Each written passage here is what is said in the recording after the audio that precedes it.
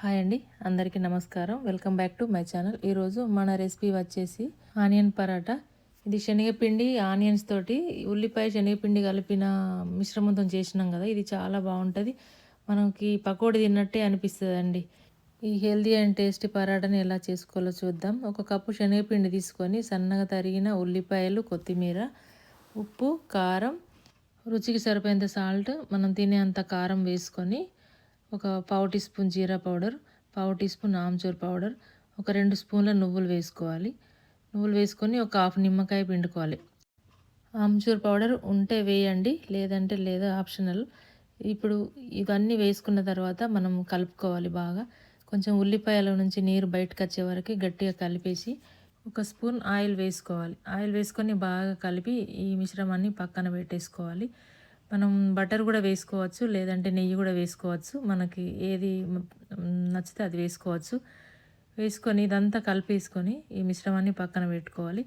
మనం చపాతీ పిండి ఒక 10 నిమిషాల ముందు కలిపి పెట్టుకోవాలండి. నానుతుంది. ఒక 10 నిమిషాలు నానిన తర్వాత చేసుకోవాలి. ఇదంతా ఇట్లా బాగా కలిపేసి పక్కన పెట్టుకొని మనం ఇప్పుడు చపాతీ రోల్ చేసుకోవాలి. నార్మల్ మనం చపాతీ పిండి లాగానే కొంచెం అందులో ఆయిల్ వేసుకొని చపాతీ పిండి కలుపుకొని 10 నిమిషాల తర్వాత ఇట్లా చేసుకోవాలి. చిన్న ముద్ద తీసుకొని చపాతీ చేసుకొని ఇది మధ్యలో పెట్టుకోవాలి. ఈ మిశ్రమాన్ని ఇలా స్టఫ్ చేసుకొని మనం పైన అంతా ఈవెన్గా స్ప్రెడ్ చేసుకొని పైన ఒక చపాతీ వేసుకోవాలి. మళ్ళీ ఇవి కొంచెం చపాతీలు నార్మల్గానే చేసుకోవాలి. మరీ పతలా ఉంటే కూడా అది సరిగా రావు. కొంచెం మామూలుగా చపాతీలు రోల్ చేసుకొని ఇట్లా పైన ఒకటి కింద ఒకటి వేసుకొని ఇట్లా కొంచెం కొంచెం ఇట్లా ఒత్తినట్టు చేసుకొని మనం ఒక చాకుతోని కట్ చేసుకోవాలి. ఇట్లా అన్ని కట్ చేసుకొని వీటిని మళ్ళీ ఇట్లా చుట్టి పెట్టుకోవాలి. ఇట్లా రోల్ చేసుకొని ఇట్లా తీసి పక్కన పెట్టేసి అన్నీ ఇట్లా మొత్తం ఇట్లా చుట్టి పెట్టుకోవాలి. చుట్టిన తర్వాత మళ్ళీ మనం వీటిని చపాతీలాగా తాల్చుకోవడమే.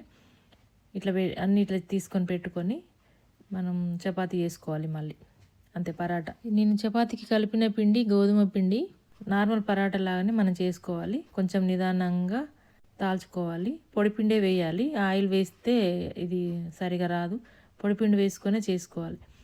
ఇట్లా అన్నీ చేసి పెట్టుకొని మనం స్టవ్ పైన ప్యాన్ పెట్టుకొని చపాతీ కాల్చినట్టే కాల్చుకోవాలి. నెయ్యి వేసుకొని కాల్చుకోవచ్చు, ఆయిల్ వేసుకొని కాల్చుకోవచ్చు.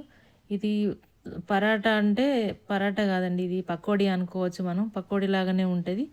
టేస్ట్ తింటేనే తెలుస్తుంది. ఈ రెసిపీ నేను చేసింది మీకు నచ్చినట్లయితే మీరు కూడా ఒకసారి తప్పకుండా ట్రై చేయండి. నా ఛానల్ని సబ్స్క్రైబ్ చేసుకోకపోతే సబ్స్క్రైబ్ చేసుకోండి. నా వీడియో కనుక మీకు నచ్చినట్లయితే లైక్ చేయండి, షేర్ చేయండి. Thank you for watching.